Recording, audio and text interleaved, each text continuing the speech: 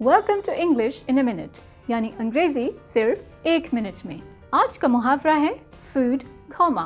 Coma का मतलब है तवील बेहोशी, जिसमें जिस्म जिंदा तो होता है लेकिन बेहिसी के आलम में। Anna, thanks so much for inviting me to Thanksgiving dinner. You are so welcome. I hope you got enough to eat. I definitely ate way too much. I have to go home and deal with this food coma. Ugh. Well, if you feel tired from all that turkey, you can take a nap on my sofa. So, food coma का मतलब है कि आप इतना ज़्यादा खा लें कि आपको नींद और थकन महसूस हो। यहाँ अमेरिका में थैंक्सगिविंग के त्यौहार पर अक्सर लोगों को फूड कोमा हो जाता है क्योंकि वो कुछ ज़्यादा ही खा लेते हैं। और ये थी अंग्रेज़ी 1 मिनट में।